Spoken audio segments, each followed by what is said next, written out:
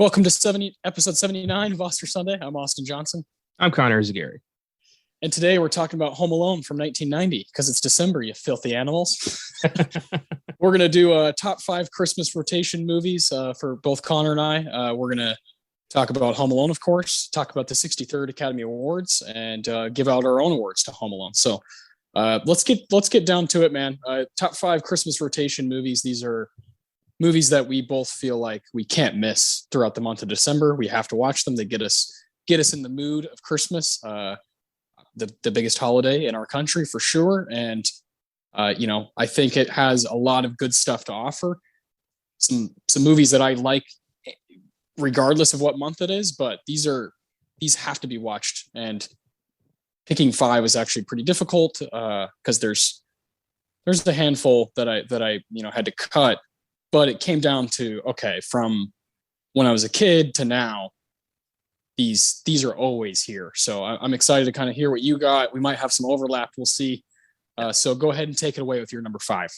All right. Just for kicks, I want to throw out one honorable mention. I love it. It's not a Christmas movie, but it's something that's turned into a Christmas tradition for me and one of my cousins. Every year for the past 3 years, my cousin Miles and I watch Muppet Treasure Island on Christmas Eve. I love that. One day I was just like, I was watching it on Christmas Eve. He wandered in, he got into it. And then every year we watch fucking Muppet Treasure Island. Not That's Muppet great. Christmas Carol, Muppet Treasure Island. Yeah. The better movie. Yeah. It doesn't make any damn sense, but it's one of my favorite Christmas traditions. And like, he asked me earlier, like a couple of days ago, like, hey, we're watching Treasure Island, right? And I'm like, you know it. Yeah, of course. Counting down the days. Yeah. Okay. So with that out of the way, my number 5 is a remake that a lot of people don't like, but those people can go to hell because this is a good movie. 2000's How the Grinch Stole Christmas. Oh, I love this movie. Great. Yeah, great stuff. We all love the Karloff cartoon from the 60s. It's great. It's also 18 minutes long. Jim Carrey made the Grinch a relatable, likable bastard, and it's fantastic. This movie is so delightful, Christmassy, hilarious, and art directed within an inch of its life. Creating Whoville was gorgeous. I think this won for makeup and production design, and it deserved it. It's so fun. Makes me laugh harder every time I watch it. I can't believe he came out of Man on the Moon and then went right into the Grinch. Yeah, that's impressive. And it's just it's one of my favorites to just laugh and enjoy the improvisation. And also, there was a tweet Jim Carrey did a couple years ago where he said something along the lines of, "To be clear, the Grinch never hated Christmas; he hated people," which is totally fair. Yeah, I totally understand that. I love characters who are just kind of just done with society, and the Grinch is at the top of that list. Yeah. Wonderful. Yeah, good pick. Yeah, that was one I had to cut. I loved it so much. I remember seeing it in theaters as a kid and just kind of being almost freaked out, just that Jim Carrey was so animated and so into the performance. And that was before I knew who he was and what he was capable of, and it still holds up, still really, really funny. And that one's cool because it's, like you mentioned, it's got the great production designs. It's directed by fucking Ron Howard, this guy who's done all kinds of amazing stuff. And it just makes sense that he's right there. Screenplay by Jeffrey Price and Peter Seaman. Awesome stuff. Do you like the 2018 one? Oh God, no. It's yeah. I'm not a fan. I'm not a fan of Illumination anyway. I think their films are kind of the same movie every time with a different rapper. And there's no heart behind it. It's all just like mass-produced kid bullshit. So no, I don't care for the 2018 Grinch. Yeah, it's not very good. Now, my daughter Willow likes that one, and she gets freaked out by the 2001, which makes sense, right?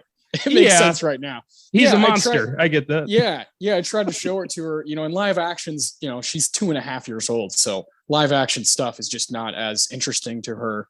Which is fine with me because I love animated movies. I love kids movies, but there's just no comparison whatsoever. And then the old one freaks her out because that damn smile that the Grinch has, that creepy that creepy smile. So I love it. I love watching love watching The Grinch with Willow, my daughter. It's great. My number 5 is actually our movie of the day. It's Home Alone. This I love Home Alone so much. I've watched this one out of all 5 of movies on my list. This is the one that's been with me the longest. I watched it, 4 or 5 years old, and just kind of stayed. It was always on TV.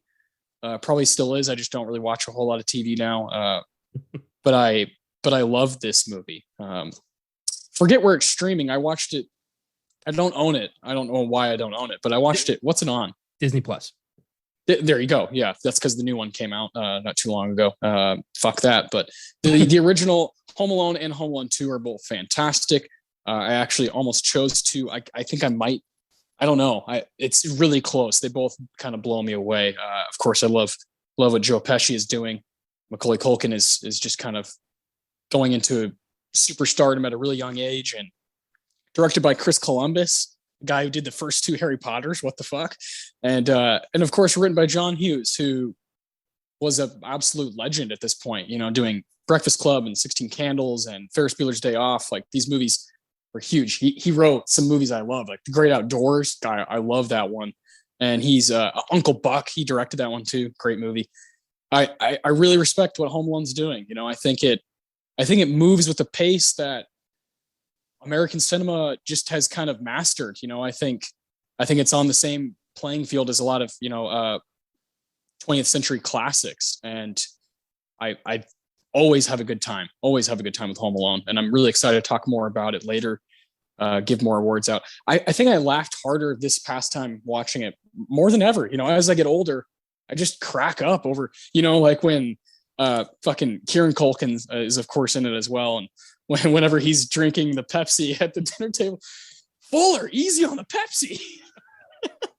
And he just smiles like I lost my mind. That also has to do with how these actors have aged over time, and Kieran Culkin is now one of the stars of Succession on HBO, this crazy intense Adam McKay show, and just fun like going back and watching these guys. And of course Joe Pesci has just been an absolute legend for like 40 years now. So yeah, Home Alone's great. It had to be in my top 5. I barely I was this close to including Home Alone 2. I love Home Alone 2. I love Home Alone, but Home Alone 2 doubles down. It's so outrageous. It's impossible. Like, they would ever, encounter each other in fucking New York City numerous times, but I don't care. The scene, movie magic. Yeah. The scene where Marv gets electrocuted with the sink never fails to almost kill me. It's the funniest. The shake after he lets go of it, like his hair, a little bit where he's a skeleton. Like, how do you not just laugh your ass off at this movie? Yeah, the whole thing with the bricks. I super good. Yeah. I had to have one of them represented. There's just I love them both. That means one of them got cut out. The Grinch got cut out, and for me, I could make a list of movies that I respect the hell out of. Like from 2015, there's 2 movies. Carol, I love that movie, and Tangerine by Sean Baker. Love both those movies, and they're very much Christmas oriented. But they're not movies I'm like, oh, I have to watch this every December. They're movies I'll watch any fucking time. I just really respect them. But this list is like, what is part of the rotation, no matter what. Yeah, I'm with you. I love the shit out of It's a Wonderful Life and The Bishop's Wife, but they're not in here because these aren't, my must-sees. One I did have, I was really reluctant to cut, but I had to, was The Polar Express. Oh, me too. That's a good one. It's a lot of people are unnerved by that movie because of the way everybody looks kind of robotic and creepy, but it warms my heart. I don't care. Yeah. I love Polar Express. It's on HBO Max right now, and I started watching it actually before we started recording. So I'm gonna go back and finish that tonight. I love Polar Express. It's like really, really bizarre how much different it is than other animated movies. Like you said, it looks way different. Tom Hanks, just fucking dynamite. What's your number 4? My number 4 is the film I open Christmas with every year. Uh, 1996, Jingle All the Way. Oh, great pick. Sitting at like a 12 or 17% on Rotten Tomatoes. This movie's critically reviled, but has become such a cult hit because it's so goddamn funny. Yeah. Arnold Schwarzenegger versus Sinbad for the holiday toy of the season that both terrible dads forgot to get. And it's such a great critique on the commercialism of Christmas, on the insanity of superhero culture, on like, the whole going postal thing with mailmen. Like, this covers a lot of ground. And it's so funny. The bit with the bomb when yes, like it blows up and Sinbad's walking away and he's like, that was really a bomb. It's a sick world we're living in. Like, he didn't even know. This movie gets funnier with age. Every time I watch it, I laugh harder. When Jim Belushi, the fake Santa, like asks him if you want a Turbo Man for Christmas, and he's like, forget it, I'm not going to sit on your lap. And like walks away. It's so funny. I will challenge anybody to not be entertained by this movie. Fuck the critics, the reviews. This is a holiday classic that just is so hilarious. One of my favorite Arnold movies. Yeah, me too. Me too. Yeah, that's a good one. That's somewhere probably my top 10 or 15 where I've seen it most Decembers I watch it. I love that that's your kind of kickoff movie. Because my number 4 is my kickoff movie for Christmas. And it's Elf. Directed by the legend himself, Jon Favreau.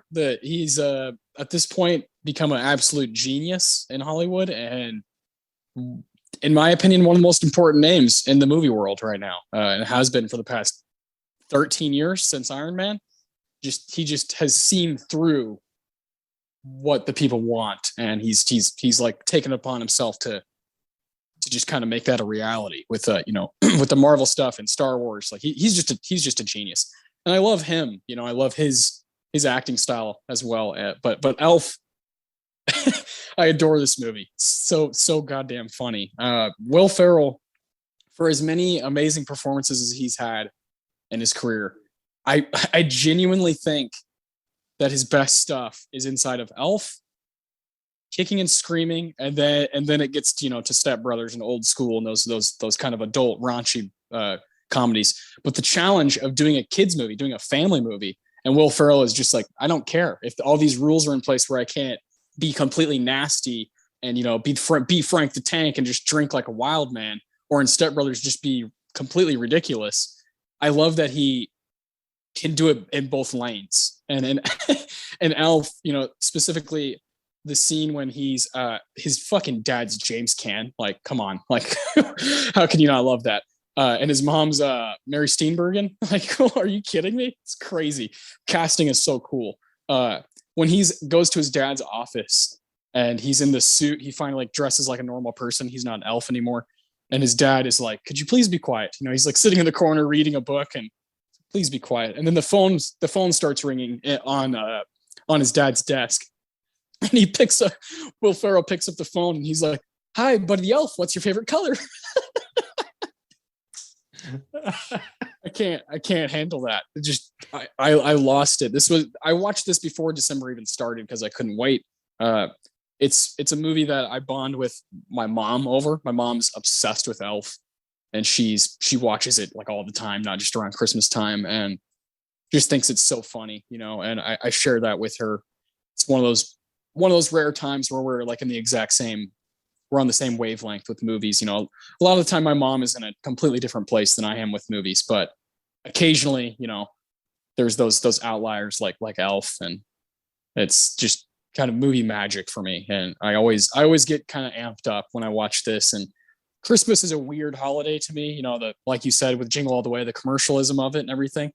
But there are those things for each person that get you kind of amped up for the season. And Elf does that for me. I love it. When it comes to Christmas, I don't believe in God. I don't believe in malls. I believe in movies and family. Yeah. That's what Christmas to me means, a fire going, cold outside, watching Elf. Like that's Christmas to me. However, call me a cotton-headed ninny muggins because it did not make my top 5. That's fair. That's fair. I mean, it's tough, man. It's tough. It's tough out here with all these classics. It is tough. I've had to cut so many movies I love. Yeah, me too. And then, you know, like you said, like we were both saying, there's those movies that kind of stick out to you regardless of their themes of Christmas. You know, It's a Wonderful Life is a great shout out. Plus, we got to talk about that one not that long ago on this show when we did our 1946 Best Picture Showdown, the best years of our lives, and we both talked very highly of It's a Wonderful Life. And it, you know, the last 10 minutes are very jolly and very you know, they're very heartwarming. But there's like an hour and a half there where Jimmy Stewart's just losing his goddamn mind, and it's an awesome movie because of that, you know. And it's not a movie I'm like, oh my god, I'm gonna let's get hot cocoa and watch, you know, It's a Wonderful Life. Some people are that way, you know. But for me, I'm down to watch that January, February, March. I don't give a shit. It's just a good movie. It is. A lot of people forget it's a fucking downer until the last like 10 minutes. It's, you know, yeah. A businessman loses everything, contemplates suicide, and doesn't go through with it. That's the miracle of Christmas. Yeah, and there's an angel that gets sent down, and he's like, nobody can hear me or see me. What the fuck is happening? Yeah, yeah, it's a mind bender. And then the last 10 minutes are just so heartwarming that it takes it to a different level. But yeah, it's a great movie. We obviously both care about that one a lot. I think I like it just as much as any of these movies I have on my list, you know? Yeah. I tended to go comedy for the most part because, you know, it's the holiday, it's jolly, it's fun, it's enjoyable. You want to laugh. You don't want to cry. Yeah. My last three are pretty rough. I'm intrigued. Well, you know, yeah, we'll get to it. Yeah. What's your number three? My number three is one of my all-time favorite Bill Murray movies, 1988's Scrooged. Good pick. A modern-day retelling of A Christmas Carol, where a TV executive who's a complete narcissistic prick is visited by three ghosts on Christmas Eve and learns how to be a better person. It's hilarious. It's Richard Donner, one of his films, was nominated for Best Makeup, has just some great moments where he just randomly tells his board of directors, like, now I have to kill all of you. Like things like that. Yeah, it's Scrooge is a great watch. The ending is so heartwarming. Weirdly enough, Bill Murray hated making every minute of this movie, which was a surprise. But I've learned he's difficult. He's difficult. Extremely. Yeah. He's a weird dude too. Yeah. Yeah. But Scrooged is fun and really cool. Great Bobcat Goldthwait performance as the one board member who dares speak up against Frank Cross is immediately fired and spends the entire movie on the background trying to get booze, but constantly having it taken away from him and then showing up at the end with a shotgun. Yeah. Fantastic. Yeah, great pick. I kind of knew this was going to be somewhere in yours. I know you love this one. I love Scrooged. Yeah. Awesome. Very good. Yeah, this is where I'll take a dark turn for sure. My number three is you know, there's four movies in here that have been with me for a long time. And then there's this one that I would say the past few years is like, okay, I'm going to watch this every December. And I actually jumped the gun on this one. I watched it last month. And it's Black Christmas from 1974. Thank you. Yeah, just absolutely frightening. Bob Clark directed, written by Roy Moore. Crazy movie about, you know, if you haven't seen it, you know, please check it out. It's about a group of sorority girls and they're just stalked by this stranger. Very good use of the telephone in this movie. Very wild, kind of almost ambiguous ending with the telephone as well. Very cool. Very dark. I think with this one, I like the darkness that it plays off of people are hanging out, people are together during Christmas time. So what better time to like pounce on a bunch of people than Christmas? And that's really nasty and dark, much different than my affection for Elf. But I love Black Christmas. I respect it so much. Right? You know, I have to have a 70s movie on my list, right? You know, it's my favorite decade and there's a lot of wild shit happening. And Black Christmas is one of those kind of standouts from the 70s. I also, you know, recently was talking to you, you know, we're going to Los Angeles in like a week or so.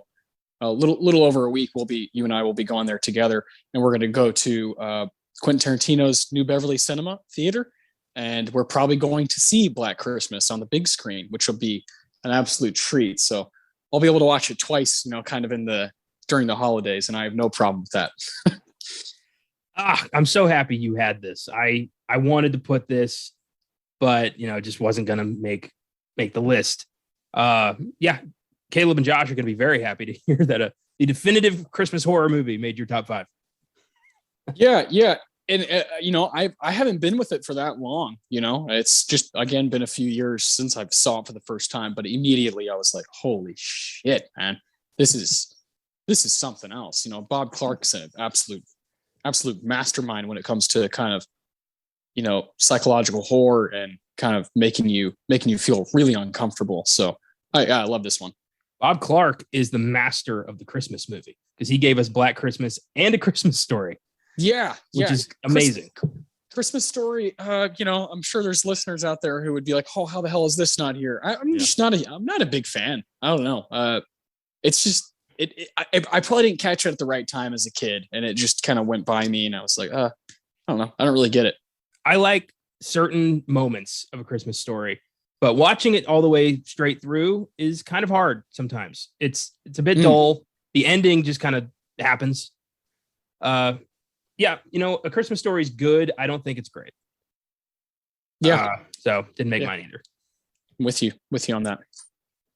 All right, down to our top 2 here. What do you got for your number 2? Number 2 was our first Christmas movie we did on this podcast, 1988's Die Hard. Yes, that's my number 2 as well. Let's go.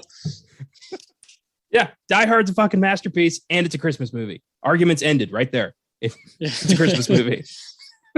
Yeah, this is what we did last year on Oscar Sunday around Christmas time. Love this movie. Yeah, it's fantastic. The movie that gave us Bruce Willis and Alan Rickman at the same time. It's so simple. New York cop in an LA tower is the only one who can stop a gang of terrorists. There you go. And it's a Christmas. There's, it's the 80s in an office building. So there's just like a thin mist of cocaine dust pretty much everywhere. And yeah, I don't know what more we can say about Die Hard. We did a whole episode on it. Check that out. It's fantastic. Yeah. It's so good that I would do it again. Kind of like that's how I feel about it. And I feel like our awards could change just because there's so many amazing scenes in that movie. There's a lot of cool moments. Alan Rickman is putting on a clinic, he's great in that. John McTiernan, masterpiece. Who would have thought, right? Like you look at his filmography, and this is just like hands down one of the best action movies of all time. And it's just crazy, when you look at people and what they've done, you're like, holy shit, that's, even if he just had Die Hard, that's all you need. Yeah. Great movie. Yeah. All we needed was Die Hard, but he's also the fucker who gave us Predator. So yeah, Predator, Rollerball, fucking the 2002 one. What the hell? What in the world? Last Action Hero 1993, just insane filmography. A Hunt for Red October. Like, yeah. Christ. Yeah. McTiernan. We don't talk about him when it comes to like great action directors. I don't know. Maybe it's because he went to prison for a while. I don't know. Yeah, that could be it. I don't know, but yeah, he's awesome, man. I'll kind of stand by Die Hard no matter what happens. It's just it's really cool. So you have 2 1988 movies back to back. Yes, I do. And Scrooged and Die Hard. I love it. So both are good year for Christmas movies. Yeah, no question. Good year for movies. There's a lot of cool stuff in 88. So that's both our number 2. So now we're down to number 1. I think you know what mine is, but I have no idea what yours is. I feel like I don't know off the top of my head what yours is, but I have a feeling when you say it, I'm not going to be in the slightest bit surprised. No, not at all. And so my number 1 is it's number 1 because it's my family's number 1. It's the Christmas movie we always save till like the last week of Christmas. We do some kind of hot cocoa party. We did a trivia night around it once. It's a movie that symbolizes family to me, and it's Christmas Vacation. Oh, hell yes. Good pick. The best of the Vacation series by a long shot, a purely ridiculous National Lampoon comedy that's just the Griswold family biting off way more than they can chew, having the entire family at Christmas time, and Clark going steadily insane until he snaps with a chainsaw. So it's delightful. It's the best. I love it so much. It means so much to my family. And I got to see this at the Draft House once. And my cousin Miles won an eggnog chug contest and won a Marty Moose like eggnog glass that Clark uses in the movie when he snaps. He's like starts drinking eggnog. He gave that to me a couple Christmases ago. Beautiful. So yeah, I have a lot of good family memories surrounding this movie. So it's definitely my number one. That's very cool. I like that a lot. You know, regardless of, you know, your personal, you know, adoration for different movies, there was no denying that cool thing about Christmas, bringing people together. You know, that's just, as you get older, you start realizing, you know, you have to have excuses to like hang out and get together because people get busy, schedules get busy. But there's, you know, the holidays, you know, Thanksgiving and Christmas specifically, people are just going to gather, and those things that kind of build that bond and hold that together, I think for you it's like a glue for you guys. Christmas Vacation. So that's a really cool pick. My number one is just for me. I'm being quite selfish here. I don't have like my family has never been like, oh, let's just get together and just watch Christmas movies. That just doesn't really happen. So I have the luxury of just choosing straight up one of my favorite movies of all time, and that's A Christmas Time in Gotham, Batman Returns, 1992. Fuck yeah, obviously, yeah. Why did I not? Of course. Yeah, I've spoken about this movie on multiple occasions. We got to do it on Filmgasm last year, and it was a true delight to be able to talk about this movie at length. I would do it any time, any day of the week. It's my favorite Batman movie of all time, pretty easily. I love Tim Burton's Gotham more than anybody else's, and specifically in this one, you know, it's the ridiculous, you know, gauntlet of characters, you know, and you know, Michael Keaton's just knocking out of the park as Bruce Wayne, Danny DeVito, Christ, Michelle Pfeiffer, Christopher Walken. They're all just kind of, for me, they're just batting like at 1,000%. I love everything they're all doing, and I love when a comic book movie tackles something like Christmas, tackles it, you know, so strongly, and like uses that as its backdrop. You know, right from the beginning of the movie, we see the decorations are up, and then, you know, then these fucking wild clowns and shit come out of nowhere, and they're coming out of Christmas gifts, and it's just so cool. It's so dark and so cool. I have a blast every time I watch this. I could watch this any month, and I'm always gonna have a good time. And anytime a new Batman movie comes out or anything DC related, really, I'm like, oh, I might as well watch Batman Returns. But there's just no chance in hell, no chance in hell I'm getting through December without watching Returns. I love it so much. Even if I watched it in October, November, I'll still do it in December. I just have to. It's such a joy for me to sit down and watch that one. So yeah, that and Die Hard, really, there's no way, no chance in hell any movie's taking those top two spots. I love both of them. Batman Returns is a fucking classic, and yeah, it's like number 6 if I had to. Yeah, I totally. Yeah, I always forget that's like your favorite Christmas movie, which is awesome. Yeah, Returns is really cool. We did it on Filmgasm last year, and it ended up being like one of our longest episodes ever because we just got caught up in talking about how awesome that movie is. I'd love to bring it over to Oscar Sunday. It was up for a couple technical stuff. That would be really fun. Next year. Next year for Christmas. Yeah. Because there's not, you know, when you look at Christmas proper, you know, proper Christmas movies nominated, you know, it's not a really long list. So we always want to do one per year, you know, and this year it's Home Alone. Last year was Die Hard. Who knows? Maybe next year it'll be Batman Returns. I'm not sure, but we could do Carol. You know, we could do something a little bit more serious. I just love that movie, and one day it will get its proper episode over here on Oscar Sunday. And giving awards out to that movie, forget about it. I'm gonna have an aneurysm. Fantastic! Yeah, that was fun. Hell yeah, man. Nice and easy. That's probably our quickest top five, just because we're both so set in stone. You know, these movies are with us. They're part of our DNA. And I love that about them. You know, it's nice to have that in your back pocket always. December, I get to watch all these movies and nobody can fucking bother me about it. You know, because if you're gonna watch Home Alone in fucking July, people are like, what's your deal? You know, it's like, well, fuck, you know, I guess I gotta wait. Yeah, we have a very strict rule about that at our house. Like we don't like, we tend, you know, we don't watch Halloween outside of October. We don't watch Christmas movies outside of December. It's weird. Like my family's like fucking hardcore about that.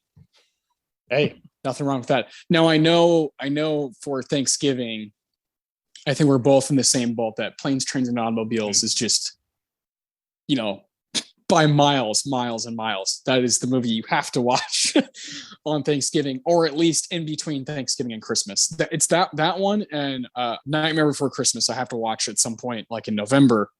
Just they're staples. So we could do a fucking Thanksgiving countdown at some point too. It's a lot of fun. Planes, Trains is another John Hughes classic. He cranked that thing out in 3 days. Yeah, crazy, amazing. And yeah, a touching, heartfelt 80s comedy that's just gets better with age. The 80s, such a great decade of comedy. Yeah. I think 80s American cinema is just, there's something different going on, you know, from stuff like, you know, Indiana Jones and Back to the Future, these movies that are they totally understand like what the people need right now. And the pace in the 80s is like nobody's business. And I've got a whole new respect for the 80s. I've been kind of seeking out more 80s movies because I whenever I look at my letterboxd, I see, I've seen way more 70s movies and 90s for sure than the 80s. And it's like, well, maybe I need to start kind of branching out and watching different stuff. Like I just watched Smooth Talk from 1985, Laura Dern's first big role, directed by Joyce Chopra. And I was like, holy shit, this movie was really, really good and turns into a horror movie, the third act. And I find that there's these little pockets in 80s American filmmaking that are fantastic. So I'm having a blast with that.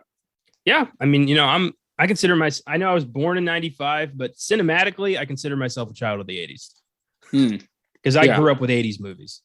And I'm still, you know, there's still a bunch I haven't seen yet. You know, stuff I got to check out. I've never seen like Dirty Dancing, for instance. Oh, there you go. Yeah. Roadhouse, pretty much Swayze is who I got to look at. But Roadhouse. Yeah, it never stops. The journey never stops. And I'm excited for you to get to have some 80s classics under your belt. So yeah, keep me informed of the journey. Yeah, I always will. It's a lot of fun.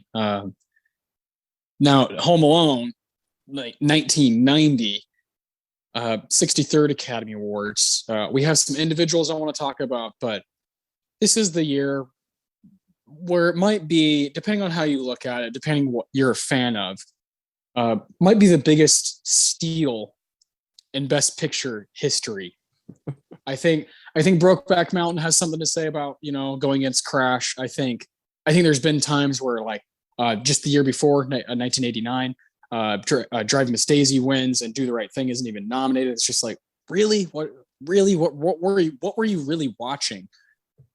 But Dances with Wolves beating Goodfellas in 1990. It's like Home Alone's better than Dances with Wolves. Like, what are we doing? That's one of those. That's why people don't care about you. That's why people don't respect you. That's why as time goes on and people have the internet now on their phone and they can just look, why the fuck would I respect the Academy when they voted for this over that? And I think Goodfellas is one of the greatest examples of that, where this movie that is still, you know, 31 years later, just absolute dynamite and moves like, you know, fucking butter. And Dances with Wolves is this boring kind of piece of shit, like nobody cares movie that has no legacy other than, oh yeah, it's that shitty movie that won over Goodfellas. And that sucks. I hate when that happens, because I want people to care. I want movie people to care. And if they made better decisions over their history, it might be different. People's respect for it might have more viewers, kind of thing. If they actually picked, doesn't have to be looked at as the right movie, but a good movie. And they had one right there in front of them, Martin Scorsese's masterpiece. So very frustrating. Yeah. Goodfellas is an American classic, one of the most important films of all time. A masterpiece of a director who has many. And Dances with Wolves, if you can sit there and find enjoyment in a 3-hour Civil War drama, good for you. But I can't. And I don't know many people who can. Whereas Goodfellas, while considerably long, is never boring at all. That movie is constantly keeping your interest with remarkable characters, crazy situations, and some of the best dialogue ever written. Yeah, it's a travesty. Not only that, but then Costner beating Scorsese for director. What the fuck? It's like just as bad. Yeah. What a really complete really misstep. Stupid. Yeah.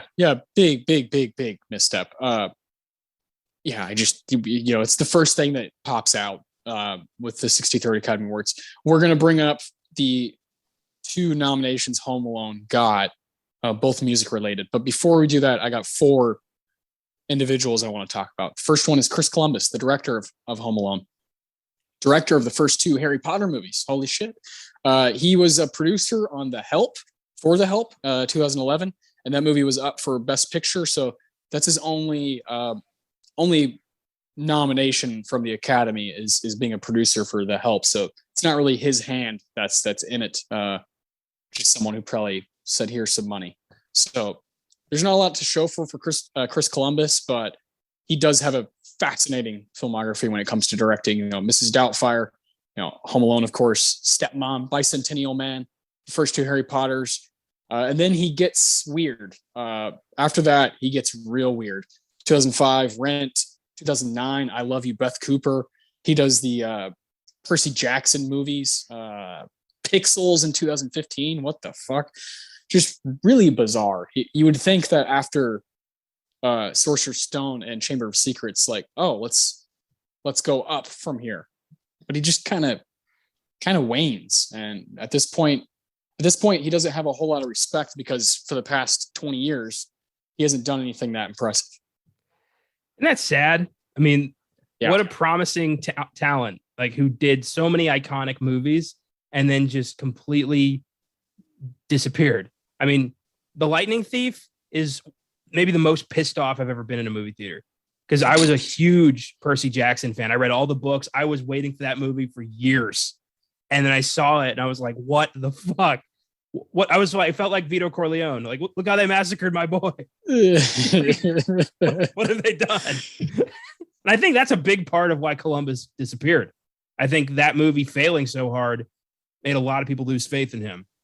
And then Pixels didn't help. No, good heavens. I completely forgot that movie existed until I read it on IMDb. And I was like, oh yeah, nobody saw that. Except for really, really, really bored families that didn't know what to do with their time. That shit'll happen. Who is cool though is Joe Pesci. Joe Pesci is, one of the stars of Home Alone. Just fucking hilarious from start to finish.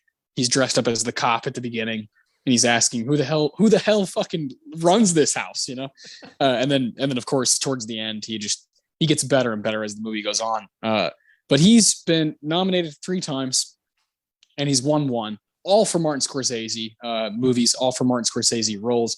The first one's Raging Bull, Best Actor Supporting Role. He was nominated, and then Goodfellas he won. Has one of the top 5 best speeches of all time when it comes to the Oscars. Then he was nominated again just a couple of years ago for The Irishman for Best Actor in a Supporting Role. So he is the definition of a character actor, the definition of a supporting guy. You don't necessarily, you're not like, oh, Joe Pesci, he needs to carry this movie. He's so good in little spurts. He's so good at coming in and coming out, and then he kind of steals the show when he's there. Of course, Goodfellas, he has multiple moments that are just pure genius. I mean, he's one of the most famous scenes that I can think of is the funny guy. funny how that bit will live on forever. More so than there's people who haven't even seen Goodfellas, but they know what that is. They know that scene. Oh yeah. Damn, did anybody have a better 1990 than Joe Pesci? Goodfellas and Home Alone. Like, well done. Way to pick your scripts, man. Good job. Yeah. Work with like you said, good scripts, and work in two completely different stratospheres. A family movie, Christmas movie, and then this gritty gangster film that could be the best gangster film of all time. So just crazy. Apart from the funny guy bit in Goodfellas, maybe my favorite Tommy moment is go home and get your shine box. Yeah. The tension that just fucking explodes is so fantastic in that scene. And I think that's Frank Vincent. Yeah. What a great movie. Yeah. I want to do Goodfellas. We did Taxi Driver, and that was one of our biggest episodes ever because we did top 5 Scorsese and just kind of oozed about how much we love some of his work. I want to do Goodfellas when his new movie comes out next year. Oh, okay. I would love to kind of pair those together. It's time, we're almost 80 episodes in on this show, and we both have been dying to do Goodfellas. And I've been wanting an excuse to watch it. So next year, I would love to be able to watch it with the intentions of giving it awards, which would be, very, very difficult. Yeah. Oh, that movie's gold. Can't wait. But yeah, Joe Pesci. I love Joe Pesci. I was really surprised that he came out of retirement to do The Irishman. Mm-hmm. It was cool to see him again. I didn't think the movie was amazing, but it was cool to see him again. He was my favorite part of that movie. I want to watch that again just to kind of because a lot of people are obsessed with that movie and are like, oh my God, Scorsese's he's still the master. I'm kind of, I think you and I are both in the same camp of we were just not very impressed. I've only seen it the one time on Netflix when it came out a couple years ago. I would like to revisit it. I'll probably wait till we do a proper Parasite episode where we do a Best Picture showdown and kind of revisit all those movies. Same. I remember, and I think I'm still in the same boat where I think that and Joker are my least favorite movies from that 2019. I really like 2019, had some awesome movies, but those two, I'm just kind of like, eh. And that's funny because it's Scorsese and it's Joker, which is like a combination of Scorsese movies. So it's really, really weird that those are the bottom two in my mind, but I do need to revisit it at some point and see what all the fuss is about again. Because sometimes rewatching a Scorsese movie can change everything. That's true. I mean, for me, I'm with you there. Irishman and Joker are the bottom tier of that year. Joker, especially because it irritated me that so many people were calling it like brilliant and, original. And I'm like, I saw The King of Comedy. This is not new. Like, yeah, that bothered me. And then The Irishman, if you're going to be almost 4 hours long, it better be the greatest movie I've ever seen. I don't want, okay for that runtime. Yeah, I feel you. I just watched There Will Be Blood last night, and that's like almost 3 hours, and it's like because it's fucking worth it. It's worth every goddamn second. And a lot of movies I adore, the Lord of the Rings movies, Godfather movies are very long, but for good reason. The storytelling is actually that good and has that much depth. I felt the exact same way. The Irishman, I was like, Jesus, I gotta like go take a walk for a minute so I can just kind of gather myself because I'm getting kind of bored. And I remember just being kind of put off by the de-aging stuff with Robert De Niro. So yeah, got to check it out again just to kind of either validate those feelings or have a new, change of heart. This is going to be shocking to you. There's one other actor who's been nominated by the Academy. Can you guess who it is? Without looking at IMDb, I'm going to guess Catherine O'Hara. No, that would have been my guess as well. I think she's actually won a couple Emmys for Schitt's Creek, but no, it's not her. It's Larry Hankin. What? Officer Balzac? What? Yeah, the cop? He was nominated in 1980 for Best Short Film. What in the world? That's fucking Joe. Yeah. Oh my God. I didn't know that. crazy. I was blown away by that. Larry Hankins popped up in so many things that we both love. And his bit in Home Alone is fucking hilarious. I always die laughing at that bit when he's just kind of like, I don't want to do my job. I'm good. I don't feel like doing shit. I'm a cop. I just don't. I'm good. I have better things to do with my time. And he's great. You know, he's like a wonderful actor. And you know, he pointed out his Joe in Breaking Bad. He's fucking dynamite in that show. But I got to see this short film. I got to see it. In 1980, he was nominated. Like, who would have thought? I love that. I love little details like that. Solly's Diner. Yeah, Solly's Diner, shared with Jay Zuckerman and Harry Matthias. Yeah, I want to know what that's about, you know? Definitely. I do want to point out he is a terrible cop who's just like, yeah, hyper on too, things like that. But yeah, every adult in this movie who's not like an old man shoveling snow is a complete irresponsible bastard. Like this entire movie is full of bad people making bad decisions. Yeah. Yeah, which I think is cool. I think John Hughes, one of his best attributes as a writer is, you know, of course he's good at writing, I wouldn't say completely realistic adolescent characters, but no. more realistic than a lot of other teenage movies. He has spurts of like, wow, there's some real depth there.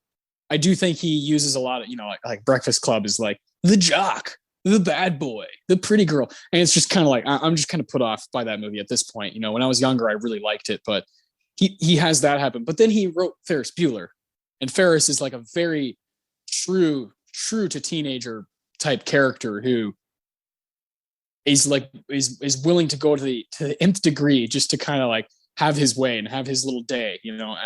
And I think he's good at making all the adults just these clueless, kind of like selfish, like, oh, I've grown old and I just don't care about anything that happens around me. I think there's truth to that in real life. And I think he's good at kind of those side characters are always really funny in his movies because that's how adults are a lot of the time. They're just kind of like, oh, I'm caught up in their own life. And in Home Alone, it's just tremendous what he's able to do. I mean, the whole premise is about these parents who can't even count their own fucking kids, you know, and they leave Kevin. So like, are you kidding me? If I had 30 kids, it wouldn't matter. I would make sure I see every one of their faces before going to fucking Paris. Like, come on. Well, like, you're a good person and a responsible dad, whereas Kevin's parents are kind of self-involved assholes. So I don't, exactly. Yeah, self-involved assholes. That's a lot of John Hughes adult written characters, and I love it. Yeah, crazy though. So Chris Columbus, Joe Pesci, Larry Hankin, real random group. Now to finish us off is just last week we got to talk about one of the greatest composers of all time, Hans Zimmer. And we got to kind of just rave about him. In the eyes of the Academy, the greatest composer of all time is John Williams. And John Williams provides a just tremendous score for Home Alone. The intro, just forget about it. It'll get brought up later. John Williams is the most recognizable name when it comes to music writers for the big screen. There's no one that comes close. First off, his name's John Williams. Like, it's just the most American name of all time. Almost English speaking name of all time. He has 52 nominations. 52 and 5 wins. I don't really feel like going through all of them because that would just be, I would lose my breath. But I do want to, for both of us, you know, he won for Fiddler on the Roof. He won for Jaws. He won for E.T. And let's see what the others are. I have to do a lot of scrolling here. Star Wars. Schindler's List and Star Wars. Yeah. So, yeah, I mean, come on. Those are some of the biggest movies, you know, in history, right? And that's the thing about John Williams is he's always attached to these monstrous movies, these monstrous titles, because he's one of the only guys who can match. He can play ball with the big guys. You know, he's able to do stuff like the Star Wars music like for me is better than the movies themselves. You know, John Williams' score, like that's why I would watch it. I don't care too much for Star Wars, but I will sit down and watch all of them because John Williams is just destroying those scores. I love this guy. I love this guy. He's someone that I've just been aware of for as long as I've been aware of, you know, big actors. You know, I've known who Leonardo DiCaprio is just as long as I've known who John Williams is. He's that kind of guy. He has that kind of pull. And what more can you say about him? You know, what's some of your favorite stuff by him? Oh, damn. John Williams. Nobody's made more iconic film scores than this man. And every time you think he's phoning it in, like when he, you know, like Home Alone, this didn't need to be a banging soundtrack, but he made it like incredible. Favorites. Off the Beaten Path, The Patriot. Okay. That's very good. Very, you know, America, hoorah. Raiders, you know, Indiana Jones, all four of them have incredible music behind them. Just the way, like the individual themes of each movie are so recognizable. Like I can just hear those stings and know like, oh, that's Last Crusade. Oh, that's Crystal Skull. Like it's that same thing with Star Wars. I can tell which Star Wars movie it is just by his music. They're all unique. That's incredible. Jaws, obviously. Yeah. Superman. Harry Potter. Oh my God, it never stops. No, it does. It doesn't. It really doesn't stop. 52 nominations is the second most in any, when you talk about any category. You know, it's, you know, when it comes to performers, you know, Meryl Streep is the top dog, but she doesn't even have half of what John Williams has. 52. Only Walt Disney is ahead of him with 59. Like that's fucking bonkers. And then the next person, I can't remember who it is, has 45. So there's a big gap right there. No one's going to touch him. No one is. And he's been so consistent. You know, it just last year, you know, or 2 years ago now, Rise of Skywalker was nominated for best original score. That's crazy, you know? And he goes, his Academy resume spans 50 years. Like, what the fuck? This guy's insane. You know, it goes from Valley of the Dolls 1967 to Rise of Skywalker 2019. What? Who else can even say that? And Rise of Skywalker is a dog shit movie, but Williams really tries. He elevates that thing to us. Like, there's a moment towards the end where I'm like, that's one of the greatest Star Wars moments of all time because of the music. Yeah. And it's just, and I hate that movie. Last Jedi and Rise of Skywalker, I can't fucking stand. But God, is this man a rock star? He's the salt of movie music. You add him to anything, he makes it better. Yeah, 100%. 100%. The two you pointed out, The Patriot, you know, for me, my kind of personal ones that as I've gotten older, I've just like, holy shit, I get goosebumps over his score for Catch Me If You Can. I love that score. And then JFK from 1991. My God, that movie is just a gauntlet of incredible stuff happening inside one film. And who better than John Williams to kind of cap it all off? So Born on the 4th of July, also Oliver Stone. So yeah, I just love John Williams. You can't go wrong with him. The same year he did JFK, he did another one of my favorites, Hook. Yes, Hook, which was up for Best Original Song. Yeah. Hook is such a, like, everyone hates on Hook. I don't get it. It's my favorite version of the Peter Pan story. And it's such a delightful movie. I don't know how you can watch that and think that was terrible. But Williams scored, like, my favorite bit is presenting the hook. The music leading up to Captain Hook's introduction is fire. Like, any other composer does that, it's their best work. It's a Tuesday for John Williams. Yeah.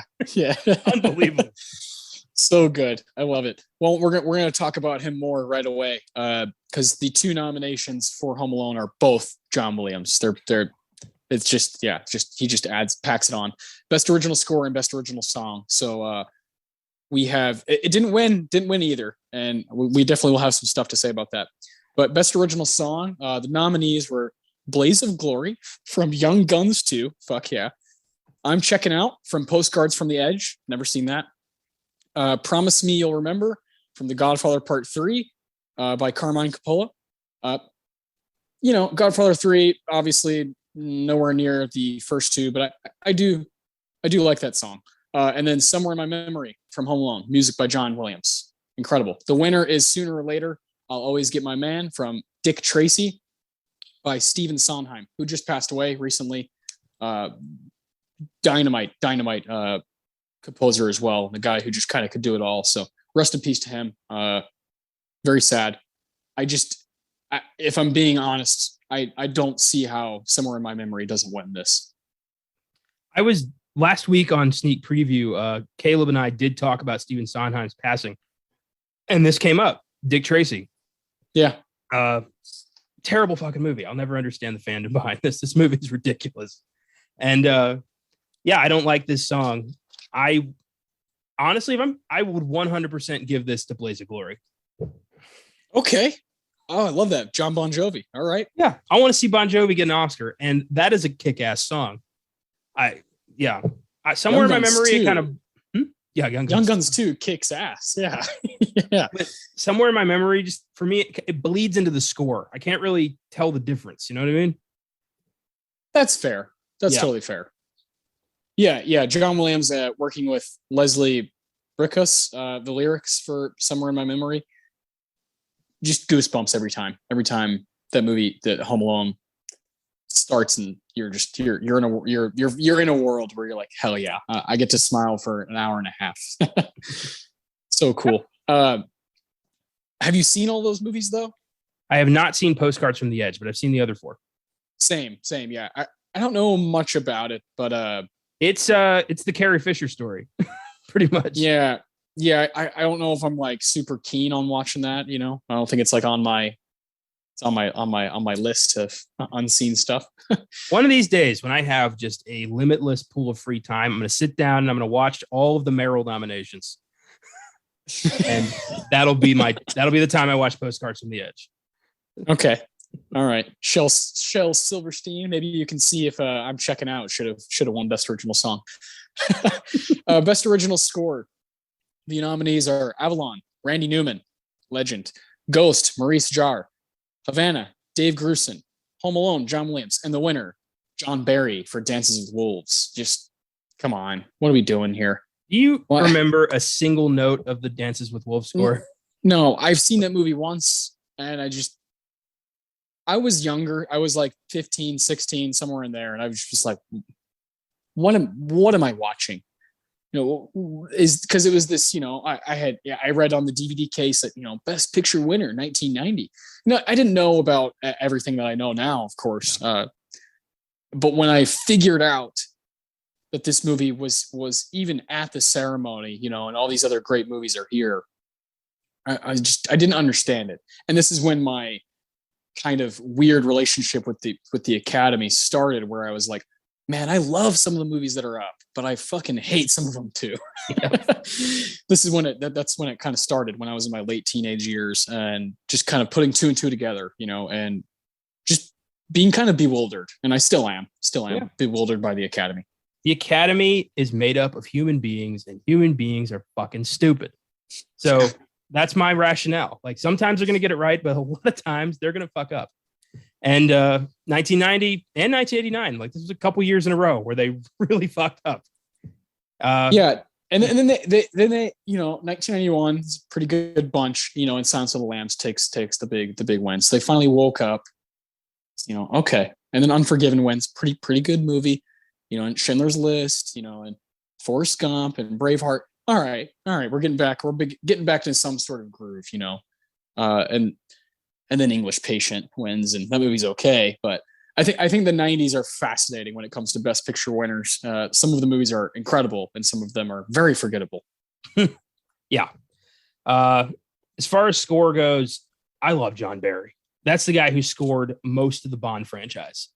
Yeah. And every film has a unique score that you can, if you're a Bond fan, you can always tell what the movie is by that score. So props to John Barry. But this was John Williams' Oscar. The Home Alone score is beautiful, and it doesn't need to be. It's awesome. It's haunting. It's got so many layers to it. And he could have just, phoned it in, but I don't think he knows how to phone it in. This is a guy who automatically gives 110% to everything he does. Nothing but praise. Yeah, I'm with you on that. John Barry has just as many Oscar wins as John Williams does. He also has 5. Now he's only been nominated 7 times, I think. Yeah, 7 times. So much different, kind of relationship, with the Academy, but has 5 wins, and one of them's Born Free, then The Lion in Winter, Out of Africa. He was nominated for Chaplin, the 1992 score, really good score. So yeah, he has some really good stuff, but overall, I don't think there's a comparison when it comes to Home Alone versus Dances with Wolves. No, and then that's sad. The Best Picture winner that any other movie at this show deserved it more. It's arguably the worst movie here. Yeah. I mean, I love Awakenings. Love Awakenings. Goodfellas, of course. We've talked a lot about that one. Godfather Part 3, I don't really get that nomination at all. Ghost is decent. But yeah, I think Dances with the Wolves is probably the worst one here. I mean, Reversal of Fortune and The Grifters are both better than Godfather Part 3 and Dances with the Wolves. I hate when they do this stuff. I hate when fucking Misery is way better than those movies. I'll take fucking Pretty Woman, Julia Roberts, over those movies. I don't get it. I don't get when you have 5 spots and you're just lazy with them. Makes no sense. One of these days, I'm gonna watch Ghost. It's the only one from this group I haven't seen. I'm gonna do that. Yeah, it's decent. Godfather 3, I don't care for. I gotta watch that recut Coppola did a couple years ago, or maybe it was last year. That's apparently like so much better. Honestly, I don't see how you can. I mean, unless you're completely taking Sofia Coppola out of it, I don't see how you can make this movie better. Yeah, I'm with you. I'm with you on that. Mm-hmm.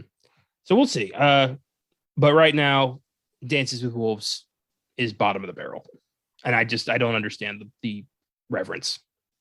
Yeah, and one day, we're gonna do a Best Picture showdown, and I'm just not looking forward to it at all. We've done Awakenings. We did a proper episode on that, and what a movie! What an outstanding, 2 just outstanding performances from Robin and Robert, both just kind of in a league of their own during that movie. It's great stuff. We did that not that long ago on this show, so it'll be a while before we come back to it.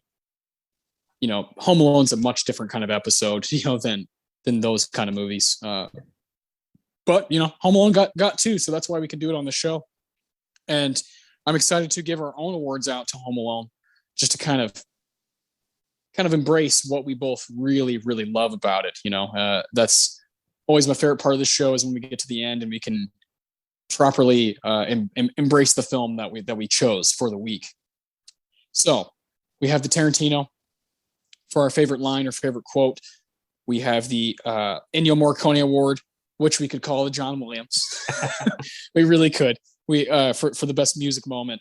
We have the Phillip Seymour Hoffman Award for the best performance, and we have the Roger Deakins Award for the best scene of the movie. Phillip Seymour Hoffman. I just got done watching Punch Drunk Love before we started recording this. I'm doing because Licorice Pizza will be out nationwide at the end of December, and I'm going to watch every single one of Paul Thomas Anderson's movies, which is just a treat for me to do anyway. But it's very rare that a movie of his comes out. It's always like 4 or 5 years in between each one. And anytime I get a chance to kind of go back through the filmography and kind of reevaluate all of them. So far, I've watched Heart 8, There Will Be Blood, and Punch Drunk Love. And I just like him even more now. That's just kind of how it goes with him. Phillip Seymour Hoffman. the reason we named the award after him is because he's got nominations. He's got a win when it comes to the Oscars. But we both love his stuff outside of that. He embodies like what we love about acting and the art of acting and the craftsmanship that goes into it. And his little scenes in Punch Drunk Love they make that movie. They really make that movie something else. When him and Adam Sandler are on the phone together, shut up. Did you just tell me to go fuck myself? Oh, that's bad. You're dead. Oh my god. God. And he fucking Sandler, Barry Egan goes to Utah to confront him, and he's still holding the phone. He's like, "Did you come all the way from LA to tell me this?" "Yes." "All right, then that's that." And they fucking part ways. It's like, I love everything he does, whether it's a lead role or fucking 4 or 5 minutes in a movie. He's the man. And yes, there's people who are more acclaimed or have more nominations. We can't deny our kind of bond over Phillip Seymour Hoffman. This guy, I mean, when we did our episode on Filmgasm about it, we called him the king of characters. And I'll stand by that. Nobody disappeared into a character like he did. It was, I mean, he never his weight never fluctuated. His hairstyle never changed. But you believed it was a different guy every time. I don't know what he did. It's subtle things. I mean, that little bit in the car in Before the Devil Knows You're Dead. Oh my God. Haunts me on a daily basis. Like, I think about that all the time. I've never seen anything stronger in that little, I words can't describe it. It was fucking unreal. Yeah, that scene in that movie, and then the scene when him and Ethan Hawke are in that apartment and they're both like losing their minds. Ethan Hawke is looking at him like, I didn't know what acting was until right now. It's so crazy what he's doing in that movie. Maybe I'll say it. Maybe his best performance of all time is in that movie. And that's just crazy. You know, when he has this crazy filmography from 1992, Scent of a Woman, he just kicks it off right away, and you're like, who is that guy? And all the way till 2014, his passing. And yeah, love the dude. Any chance we get to kind of talk about him, always going to take it. And watching PTA means you're going to be watching PSH. You know, he's going to pop up. He's in a lot of his movies.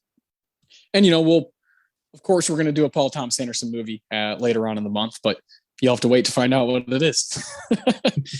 All right, man. What's your Tarantino? There's so many good lines in this movie. John Hughes, God bless. I have 2 quick ones and then 1 monologue. Okay.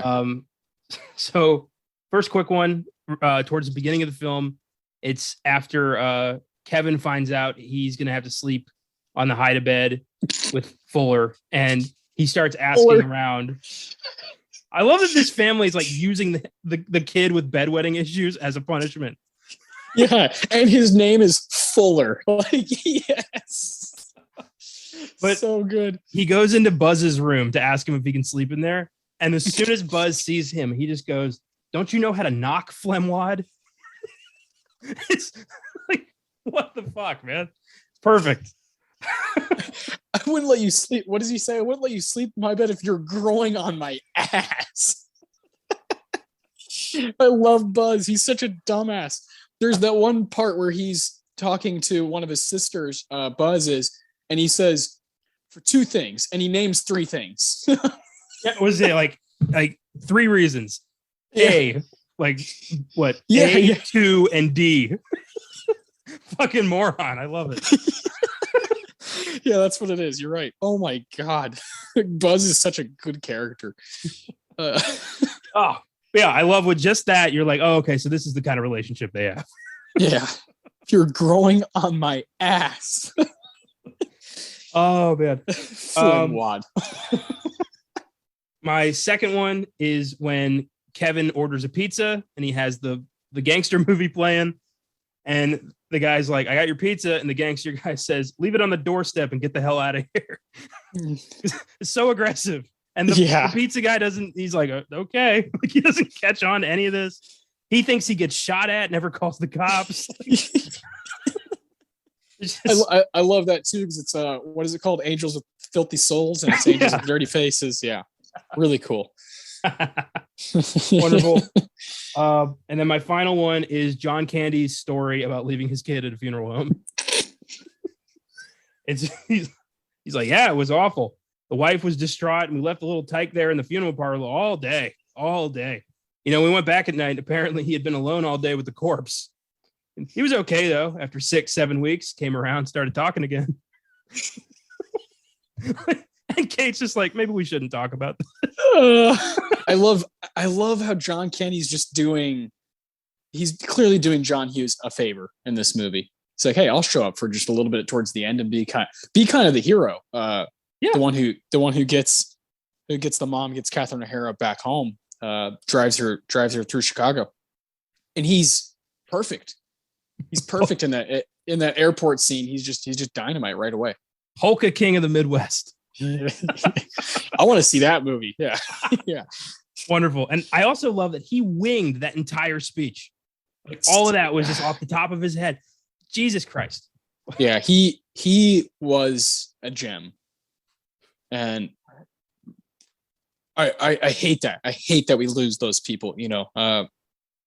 I often think about him when I think about Chris Farley and vice versa. And these guys they just had this uncanny ability to just make you laugh with anything. And yeah, he's incredible. He was incredible. Love that guy. So it's a great pick. My Tarantino goes to a bit between Harry and Marv. And it's towards the end of the movie when they go to their house, finally go into the house, and they're like, we're going to steal from this house. We're gonna rob all their shit. And Harry says, why the hell did you take your shoes off? And Marv says, why the hell are you dressed like a chicken?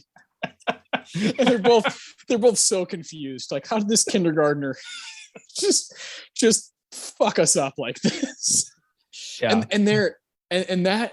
This movie could, you know, it could go two ways. Once they get to this point, you know, Harry and Marv could be these kind of cheesy whatever characters who are robbing their house, but there's moments where they're so angry. They're like, I'm gonna fucking kill this kid. And I love that decision to make them just really angry, because they keep getting, you know, stepping on ornaments and stepping on a giant nail and getting fucked up. I love that they're how angry they are, because that's how angry I would be if like a 7-year-old was fucking me up like that. I'm gonna strangle that kid. And I love their delivery. You know, Joe Pesci and Daniel Stern are both make Home Alone. You know, both the first two movies. Without them, Home Alone 3 loses a lot of its you know, charm. And then Home Alone 4, Jesus Christ, what a train wreck. And the newest one, I've heard that's just not very good. So first two, that's all you need to watch. There's so many lines I could have chosen. Like, there's ones I wanted to have. I could have a whole like fucking page here. One of my favorites is Santa don't visit the funeral homes, little buddy. Yeah. And then I love when they go to the house and they're kind of confused. It's like, last night there was a party, but now it looks like it's empty. And Harry goes, why don't you go check it out? And there's this long silence. And Marv just looks at him like, now? He's like, no, tomorrow, now. It's so simple, but it's hilarious. God, so good. Yeah, their chemistry is wild. Like, had no idea that, you know, those two. But, you know, it's really, Stern is great, but it's really Pesci who just is like constantly pushing the gas. Like, he's just always in control of every scene he's in. He's so good. I'll have more to say on that later, but yeah, me too. Yeah. The Ennio Morricone Award. What part of this John Williams score stands out to you the most? Oh, it's easily the opening credits. Me too. Yeah. Just setting the tone for this thing. It gives you kind of a creepy flavor. You're thinking like, where's this gonna go? The first time you're seeing it, you're like, is this a kid's movie or a horror movie? What is this? But it ends up, you know, kind of working on both counts. It's great. Yeah, it's stellar. And I love the, you know, kind of graphic at the beginning, you know, as we're seeing the house and seeing, like you said, it's unsettling. And again, I think this movie take this liberty where they're like, no, we're not going to just be like, it is a family movie. It is a Christmas movie, but it's got some edge to it. And that's thanks to John Williams and thanks to Joe Pesci and Daniel Stern. They're all just kind of giving it this darkness, this edge that I really love and that I've fallen in love with over the past fucking 20 years of my life. So awesome stuff. There was no question in my mind that when the movie started, I wrote it down right away. It's like, yeah, that's it. Me too. I love that. Now, the Phillip Seymour Hoffman Award. I think we have the same guy here, but Pesci. Yeah, Joe Pesci. Yeah, it's Pesci. For me, it's Pesci wins the first movie. Daniel Stern wins the second movie. Okay, I respect that. But yeah, Harry just, I mean, from, you know, pretending to be a cop to, organizing this whole thing, to really having this like he's killed before kind of vibe. Yeah. And getting fucked up by an 8-year-old. It's great. Yeah, and how about the touch of the tooth? What a genius touch. The gold tooth. I love when he loses it. He's like, I'm gonna kill him. Like he starts freaking out. Well, then that's great because the dad, that's John Hurd, right? Yeah, the Mr. McAllister. He picks up the tooth when they get home, and he's like, "What's this? You fucking clueless dad! You have no idea what's going on." I love it. Over the course of both films, the entire family is completely unaware of the wet bandits. They never know anything happened between Kevin and these guys, whereas these guys will be permanently traumatized because they encountered Kevin twice. Yeah. So good. Yeah. The wet bandits, the sticky bandits. Yeah. Yeah. I love those guys so much. Oh man. This is going to be great. The Roger Deakins Award for the best scene of the movie. There's a lot. There's some heartwarming moments. There's some really funny moments. What do you got? Well, I mean, you could just kind of cheat and say the whole third act where they get fucked up, but I like to narrow it down a little bit. And the scene every time makes me laugh like so hard, like it's the first time I've ever seen it. It's when Marv steps on the nail. It's just the way it goes in like a half inch, and he just like gives this super long, exaggerated scream and falls straight backwards. Just thinking about it. Yeah. Oh God. It's a perfect comedy recipe that I can't figure it out. Like, why is that so funny? It's perfect. I love that part. Yeah, I think you're right. You could choose the moment they arrive to the house and just start getting annihilated. And and I wouldn't have a problem with that, but I'm with you. I chose something more specific that falls in that 20-minute frame. And it's when Kevin goes like zip lines across to the tree house, and then they're like, well, let's fucking follow him. But they're both kind of like, I don't know. And then they're like, go back. These grown ass men are hanging on a rope. Like, oh my God. Just thinking about at this point, they're like, I'll do anything. Fucking Harry's head has been blowtorched, and his hat came off, because he got torched. Marv has no fucking shoes on because he's lost them due to all kinds of issues, and he stepped on ornaments, so he has a glass sticking out of his feet. And they're dumb enough to like not go back downstairs and go around and go outside. They're like, no, let's fucking follow him down the zip line. And when they realize like what's really happening, and they start both looking at each other like, let's go back. I always lose it in that scene. But I also love when Kevin realizes he's home alone. It's such a classic, like wonderful moment of when you're a kid, you desire this sort of adult freedom that you don't have. And then eventually it wears off because you realize I don't know what I'm doing. I'm too young to operate. I love the scene when he goes to the grocery store and the lady's like, are you here all by yourself? And he's like, ma'am, you really think my mom's in the car? She's like, where's your dad? He's at work. He has all these answers. He's trying to be an adult. Yeah. I love so many little moments from this movie. It really moves perfectly. I contemplated between giving it an 8 and a 9, honestly. Like, I think it's that good. I'm not really sure where I'm at, because personally I'm like, well, I watch it so much and I watch it every Christmas. I kind of want to give it a 9 just off of like my own personal, but then I'm kind of like, oh, is it a 9 though? Is it really a 9? I don't know. It's somewhere in between 8 and 9, man. I love this movie. An 8 for me. I do love it. It's funny as hell. One scene I do want to point out that was a runner-up for me was when Kevin puts the spider on Marv's face. Oh, perfect. And Marv loses his shit. And then Harry wakes up not knowing there's a spider on him, but he sees Marv about to beat the shit out of him with a crowbar. It's like, Marv, what are you doing? don't do it, man. And he just gets him right in the chest. He's like, what's wrong with you? He whacks him a couple times. So good. I love watching Joe Pesci when because Kevin pours water on the steps and they become icy. And Joe Pesci, I could watch him struggle up those like 4 steps all day. It's so funny because he's like, all right, I'm gonna fucking kill you. He's like mumbling under his breath and he doesn't know what to do. And it's like he's ice skating in the same spot. It's so funny. I love his fake PG swearing where he's just kind of mumbling like, yeah. He's not saying anything because it's a PG movie. But oh man, yeah, this movie's a classic. This was fun. Yeah, lots of fun. It feels right to do a kind of a, maybe what we'll do every Christmas and Oscar Sunday is go back and forth between, we did Die Hard last year. Maybe we'll go back and forth between kind of, serious, maybe action or thriller or whatever it is, crime movies to just endearing family comedies. Maybe we'll just go back and forth. I kind of like doing it that way where we kind of get a little bit of everything and not just doing Die Hard, Batman Returns, these movies that are just kind of they're in a different kind of playing field than something like Home Alone, but I love them both the same, Yeah. Yeah, I get you. I figure we just, we'll do whatever feels right. It's usually how we've been doing this.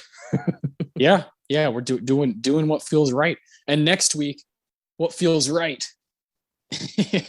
I'm not looking forward to it in some cases, but it feels right to do, it's episode 80, so it's going to be a Best Picture showdown. There's no question about that. We love doing those every 5th episode. Gives us just enough time to kind of watch all the Best Picture nominees and get a sort of a feel for them, get a opinion on each of them. And next week is when, I guess this Friday is when West Side Story, Steven Spielberg's West Side Story comes out and will unleash on theaters. And I think a lot of people are going to go see that movie. I think it's going to do really well. I think it has a fan base that I don't understand, but it's there. It's very present. It's very there. And 1961, West Side Story won Best Picture. So we're going to do that on Oscar Sunday. So Oscar Sunday, we'll talk about that. The new movie will be out that weekend. So go check it out if you want to. I definitely won't. I don't really have an affinity to West Side Story. It's just kind of a whatever movie to me. I respect it in some regards, but as a movie for me, like for entertainment, I just don't really get it. But there's other movies from that year that we both adore, like The Hustler and Judgment at Nuremberg. So it's going to be fun to kind of be able to properly talk about those movies and rank them amongst the other 1961 Best Picture nominees. So come back next week and have some fun with us. Just don't expect us to be raving about West Side Story. Yeah, and I've got the unfortunate double duty of having to watch the new one for the sneak preview, most likely. So I looked up the runtime, 2 hours and 36 minutes. So this ought to be just so much fun. Jesus Christ. Yeah. So great. Honestly, Caleb and I might just rebel and do something completely different. What you should do, if you don't want to see it, you don't want to see it. Just do a top 5 Spielberg or something like that, but I'm thinking like for the good of the shows, should I watch it so I have more to talk about next week on this show? Should I do it for the greater good? I don't know. Are you going to rewatch 1961 West Side Story for next week? Yes. Yeah, see, you don't want to do that to yourself where you're watching 2 West Side Stories in 1 week. Yeah, 6 fucking hours of West Side Story. I don't know if that's worth it. No, it's probably not. And we both have watched, I won't say now, but there's another one of those 1961 films that we're both kind of like, eh. So it's going to be interesting because there's a couple we love, and I think there's a clear middle one, and then there's 2 that not so much. So it's gonna be fun to properly discuss those and kind of.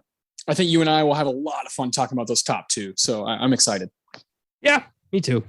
So this week on Sneak Preview, tomorrow, Caleb and I will be discussing The Power of the Dog, as well as whatever else we feel like talking about.